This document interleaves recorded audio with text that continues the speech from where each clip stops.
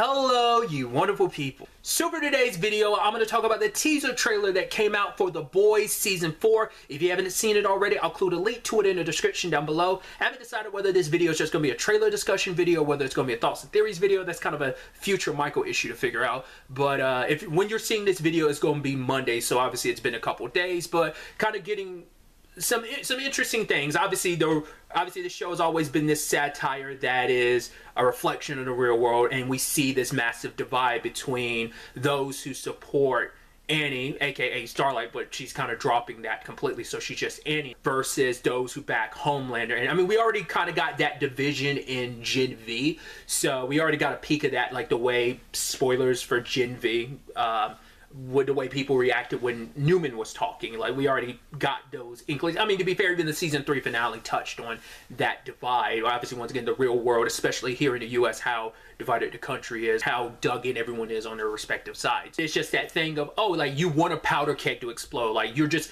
this person is referencing like Rome and Greece, and just, it's like, all you have to do is nudge them a little bit and then you swoop in and be the hero. It's like, you let this powder keg exploding, you come off looking like this messiah coming to kind of calm everything down. I'm curious who that character is. I should also know I've never read the Boys comics, so there's going to be stuff that's probably hinted at in this that I'm completely unaware of, but I'm curious, is that supposed to be the new person in Homelander's life? Not necessarily a significant other, but the person that's backing him. Because Homelander's always had someone pulling his strings to some extent, whether it's Madeline Stillwell in Season 1, Stormfront in Season 2, him trying to do his own thing in Season 3, that not necessarily working out, even him kind of trying to figure out that father role and trying to be a son when he finds out that he's Soldier Boy's kid. So there's a lot of it, but that was mainly him kind of going his own way. So I guess he decided, like, if I'm gonna need someone's help. It'd be interesting if that ends up being his lawyer who's representing him on trial, because we heard about it in Gen V that he is on trial.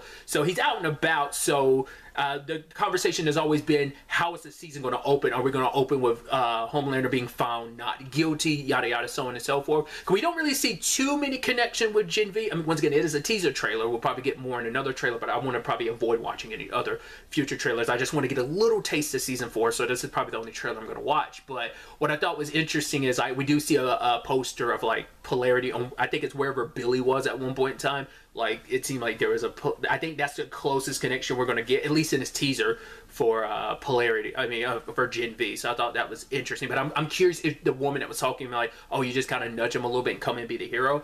It'd be interesting if that's his lawyer, not unless she's like, maybe she works at Vought, maybe she's a like lawyer that Vought has on retainer or something. That'd be interesting. Or maybe she has nothing to do with it. Maybe she's another super. I mean, I think it'd be a lot if she was like, I'm curious too, is she a human or a suit? Because if she was his lawyer, I think that'd play interestingly well in court, whether or not he was being represented by a human or whether he was represented by a suit. I think that would kind of play some interesting roles. Obviously, we see him kind of parading around. Obviously, Ryan's still out there in the spotlight. There is one point you see this person pushing someone into a building and killing them. You can't quite tell because you see them from the side and behind, but it looks like it might have been Ryan. So it's kind of interesting what he's going to get into, because Season 3's finale sets up he's definitely going to lean in and become Homelander 2.0. We'll see whether or not this season reins that back and he kind of finds himself being more like kind of giving in more to his humanity, his mom's upbringing of him. The question becomes, like, is he just another issue that's going to have to be dealt with, or will he, like I said, flip sides by the end? I don't know. Especially when you consider, once again, the Gen V of it all. Spoilers, we know that the virus is in play to some extent because Victoria still has it. Now, what she uses that for, who knows? But to be fair, it is potentially a weapon to use against Homelander. We don't know. There's also the conversation of, well, what about our heroes from Gen V? We know that Kate and Sam were kind of seen more as heroes after the whole Godolkin situation, and we know Marie, Andre, Jordan, and Emma. God, I feel so bad. I was blanking on Emma's name for a second there. We know they're, them locked up, so they might make some cameo appearances, maybe more towards the tail end of the season. I doubt they play a big role there. That's probably all going to be definitely saved for Season 2, their story, but maybe we get some winks and nods here and there. I mean, Polarity's still in play, so he might be like, where's my son? So that might play some role in this. Who knows? There's another character we see called Truth Bomb. I guess she's supposed to be like, yo, I'm here to kind of speak the truth and only the truth. Like, obviously she's with Homelander. It's going to be obviously skewed. I mean, to be fair, it's Vought in general. It's not just like even division of like where the country is, and you know, the truth is relative to whichever side. Like, the truth is kind of based on narratives that you create. So obviously that's going to play a big role in this season. But she's also working for Vought. So I doubt we're going to have like a good person. I don't think she's going to be Stormfront 2.0, but it's most likely going to be like she's going to probably play a little bit of that role. We even see at one point MM and Butcher are at what looks like it says TruthCon, so that's once again what's the truth, and you know, that narrative was already kind of set up last season. I mean, it's kind of been an antithesis of the show of what is the truth. It's about what you can prove, and even then, if you're powerful enough like Vought, you can bury the truth and you can switch the narratives to be whatever you want to be. That's something we've seen constantly throughout the series, but it seems like this season in particular is really going to lean into it, and especially when narratives and misinformation is going to be such a big thing, considering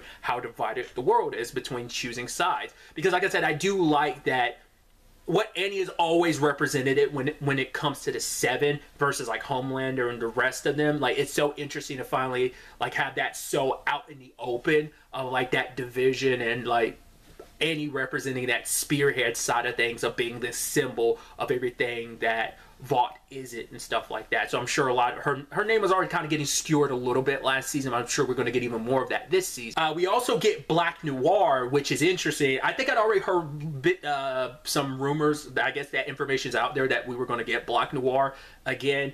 I can only assume, you know, season 3 he died and everything, but I can only assume we're going down the comic book route of what Noir circumstances are. Now, I won't spoil that if you've never, like I said, this is just stuff I picked up here and there. I've never read the comics, but I picked some stuff up here and there from people who are more well-versed in the comics. So when Black Noir circumstances were revealed to be what they are, they're like, oh, I guess we're not going down the comic book route. It seems like we still are. We're just, because to my understanding, once again, no spoilers, Noir circumstances in the comics, my understanding was that character's circumstances were always that. And so it's just a show in a different route, and then now we're getting this. I mean, to be fair, how it's handled in the comic book could still be different how they're handling it this season. Like, that Noir situation could be completely different. So that's also why I don't want to spoil it, so we'll see whether that ends up being the case or not. It makes a lot of sense. Homelander being in a position that he's in, he needs another, well, he doesn't want people to know Noir's dead because he's got to keep around people he trusts, and if Noir circumstances are what they are, I don't know if Homelander knew about Noir's circumstances in the comics or whether that was a surprise to him. If he's well more informed of what Noir's circumstances are, like if it is what it is in the comics, he's probably informed about what it is, and he's probably going to co-sign that. Which is also interesting when you consider how he's handled a similar circumstance in a previous season that could have almost been like a wink and nod to it. I'm trying to get too specific, but if you're familiar with Noir circumstances in the comics, there's a thing earlier in the show, I'll specify, it's something that comes up in season 2. It's like a little bit, it's like a few minutes of a scene that you're like, that tied into that, and we saw how he reacted in that regard. To be fair, some time has passed. He's not the same person he was in season 2, you know, so that's we'll leave it at that. So I'm curious to see how that plays out. I'm also curious to find out who Jeffrey Dean Morgan is playing, which was like, of course you're going to get Jeffrey Dean Morgan in the show. Got to get Papa Winchester in here. Very poetic getting him after Jitson being Soldier Boy last season. Which, are we going to get any? So I mean, we put him back on ice, but he still potentially can be in play, but he's too much of an issue to let that kind of run rampant. So I'm sure he's going to stay on ice, but he's still there in the back pocket if they ever want to do anything else with that character, I'm sure. I'm curious where A-Train's going to lie this season, especially in the, I mean, he's always been like the very back and forth of like, every time it seems like, oh, we're potentially going to redeem A-Train, it's like, oh, we kind of pull back. He always ends up choosing Homelander's side, and especially after Noir's death, it's like, cool, him, Ashley, and the Deep, they're just going to fall in line, which also leads to a bigger question of, because Truth Bomb is there, I'm curious, does that mean like she's part of the Seven now because they're filling out that roster, because there are quite a few empty spaces, and does that include Emma and Sam as well or not? Is Ryan officially part of the Seven now? Questions like that. But getting back to A-Train, like, is he gonna, he's probably gonna fall more in line this season, but we'll see whether or not he ends up detracting or not. We definitely know the Deep's not going to. We see all we get with him with Ambrosia. So yeah, especially after Cassandra went her own way writing her own book, we'll probably get a little bit more of that. There was this wink and nod to his books in Gen V when they show up like at that little Godolkin like gathering and stuff, and all the rich people come in, they kind of give their money, and you know, it's where Indira was parading Marie around. So we saw some of the Deep's books, but obviously we know Cassandra has her own book out there countering him, and how she escaped not only the cult, but she also escaped Kevin and stuff, you know, the Deep. So how he handles a lot of that this season is going to be interesting, considering that was stuff that was kind of there in the season finale. We saw Kimiko getting attacked by someone with like tentacles out of their mouth for a second. Well, like it was almost like this Medusa thing, but inside their mouth. For a second, I don't think it is, but I was like, that's not Victoria's daughter, is it? Because I'd assume, but I was like, no, we still don't fully know how that works. Blood related wise, it makes sense. Like, you know, whoever your parent is, if you get compound VIDS in your system, you're most likely going to have their powers. But I'm still unclear whether or not Victoria's daughter is adopted or not.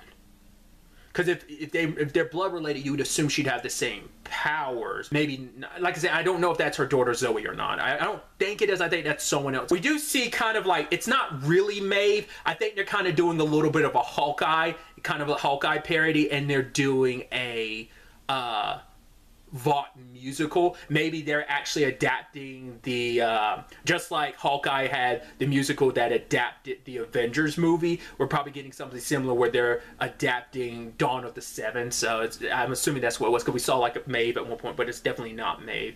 I'm curious what Homelander find out about it. I mean, to be fair, that's a big secret that Ashley, as well as the character from their crime analytics division, at least the only person from crime analytics we know are still there after Deep fired everyone last season.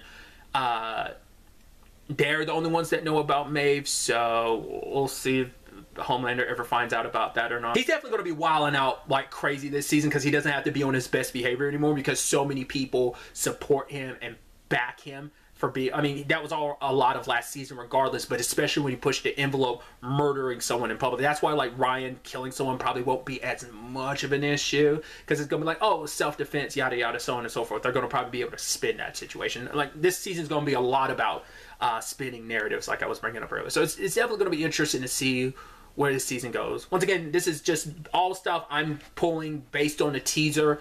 Like I said, we'll probably get a lot more in a full trailer, but I most likely won't watch it. What do you think of the trailer? What are your thoughts about what we'll get to see this season? What do you want to see? What do you expect to see? Just let me know. But really, that's all I wanted to talk about. Till the next time we meet, be happy, be safe, live life to the fullest, and enjoy it.